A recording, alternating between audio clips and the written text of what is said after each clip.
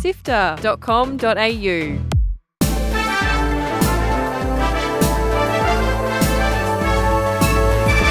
Hi, I'm Fiona Bartholomaeus. And I'm Gianni Giovanni. Welcome to Walkthrough, SIFTER's weekly recap on the biggest news in video games. This week, Destiny 2 is officially done as Bungie wraps development. The price of PlayStation Plus is going up just like everything else, and Forza Horizon is breaking lap times and records for the series. Here is the news for Sunday, 24th of May, plus all the upcoming games launching this week. Let's go.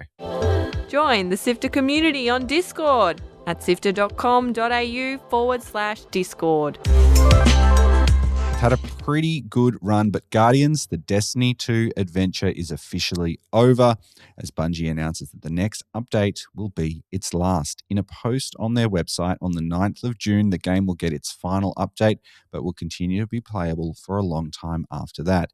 There are a bunch of final challenges which will be added, and my favorite Sparrow Racing League will be back too, but that's it for the looter shooter. It's kind of sad, actually. Mitch and I played a lot of Destiny back in the day. Heaps. So much, in fact.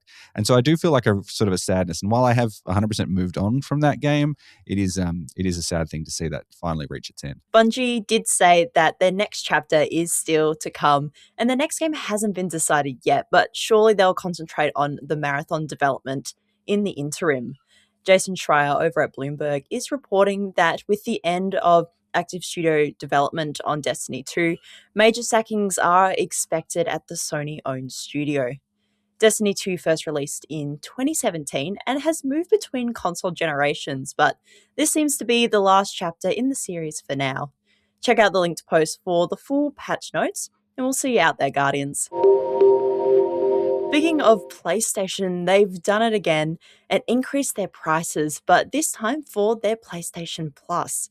The 1 month subscription price will increase by $1, so it becomes $10.99 USD or $14.95 Australian. And then the 3 month subscription increases by $3, so the new price is $27.99 USD or $43.95 Australian.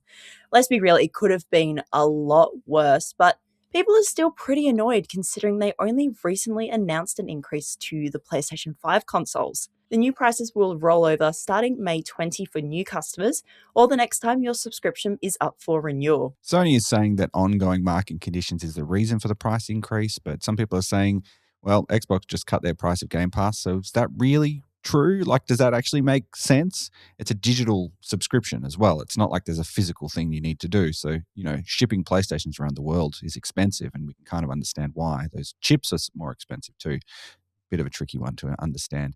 The price change does come at 6 months before the release of GTA 6, which we hope will be happening this year, but people have pointed out that the PlayStation Plus subscription is required to play GTA Online, so it's maybe to prepare for the increase of people wanting to play. Who knows? But we do need to pay money to play online with friends, and we've already played for the game, so we'll just keep paying more and more and more and more and more and more and more and more. The latest Forza Horizon game, Forza Horizon 6, has had people smashing race times and also smashing player numbers. It's immediately beaten its predecessor's all-time Steam record with 130,000 concurrent players, and that's just on PC. Obviously, it's on Xbox as well, and people are playing there too. And apparently that's only counting the people who paid extra for early access. Forza Horizon 5 peaked at around 81,000 players in 2021. Forza Horizon 6 has already beaten Pokemon Pocopia and Resident Evil Requiem's Metacritic scores, which is kind of insane.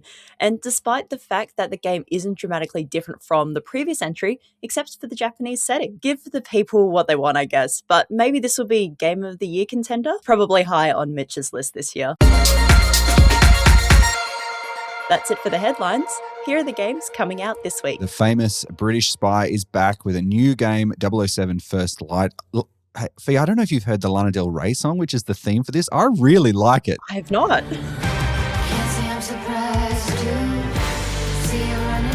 Oh, you should definitely give it a listen.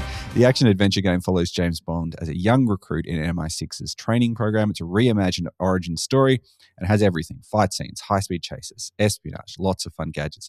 You can pick it up on pretty much everything on the 27th. Blueberry is a heartfelt, story-driven puzzle game that makes you climb the Tower of Life and live through key memories from childhood to old age as she navigates love, loss, and self-discovery. It's very much an emotional story about trauma, resilience, and forgiveness. You can play it on PC, Xbox Series X and S, PlayStation 5, and Switch on the 28th. That one's got an Australian connection too. The developer lived in Australia when much of it was being developed, and we've got an interview on Lightmap. If you dig back into the SIFTER archive, search for Blueberry, you'll be able to find one there. Also out on the 28th is CRASHOUT Crew, the latest game from Peak developers Aggro Crab. You work at Denial Shipping, the world's most efficient warehouse in this online co-op, and it's up to you and your friends to fulfill orders without damaging the products. It's a bit moving out. I think we're going to love this one, Fiona. It looks incredibly chaotic and fun, and you can play it on PC and Xbox on Thursday. Get ready to play some tennis as your favorite character in Nickelodeon Extreme Tennis Next. There are 15 iconic characters to choose from, including Aang, SpongeBob, CatDog, Arnold, and you can go head-to-head with your friends in couch co-op or have fun in the story mode. Smash your way to victory when it comes to PC, Xbox Series X and S, PlayStation 5, and Switch on the 28th. This is one of the games I'm most excited for this week. From the developers of Shovel Knight comes a new game, Mina the Hollower. You play as Mina, and she's thrown into a desperate mission to rescue a cursed island. It's a bit spooky, a little bit spooky. You fight monsters with whips or swords or hammers. You can kind of choose how you want to play, and you avoid hazards and build up your arsenal of sidearms. It's got that pixel art style of the Game Boy Color Zelda games, but importantly, I've spoken to the developers this week about the game, and you can look forward to that on Lightmap coming up very shortly, but it's actually not a Zelda game. So think about that when you're playing it. You see it there. You can pick it up on the 29th on all platforms. Also out on the 29th is STARVESTER, like Harvester. It's a short game about expanding a star system-wide factory to build giant megastructures in space. You use your drones to harvest the power of the stars and other resources and unlock heaps of upgrades.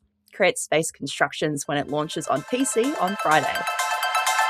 Articles to read, Videos to watch. and podcasts to listen to. SIFTER.com.au. This has been Walkthrough by SIFTER. My name is Fiona Bartholomaeus. And I'm Gianni Giovanni. Thank you so much for listening. Do you like gaming hardware? Well, we've been adding more and more gaming hardware reviews to our site, including the new eProMaker RT98 keyboard and the Acer Predator Helios 18 AI. So jump over to sifter.com.au and click on the hardware tab if you're looking for your next bit of kit. That address again is sifter.com.au. SIFTER is produced by Fiona Bartholomaeus, Pauletto, Naomi Jackson, Chris Button and Adam Christou, Mitch Lowe and Kat Jahne, our senior producers. Mitch edited this episode. No, he didn't. I did it. I'm editing this episode. Mitch has done nothing on this one. He's being a slacker. I don't know what he's doing. And my name is Gianni Giovanni. I'm SIFTER's executive producer and script editor and video editor this episode. Thanks to Brian Fairbanks from Salty Dog Sounds for composing the Walkthrough theme tune, and Audio Technica Australia and Apple for their support of SIFTER's podcasts. We'll be back with more news next Sunday. See you then.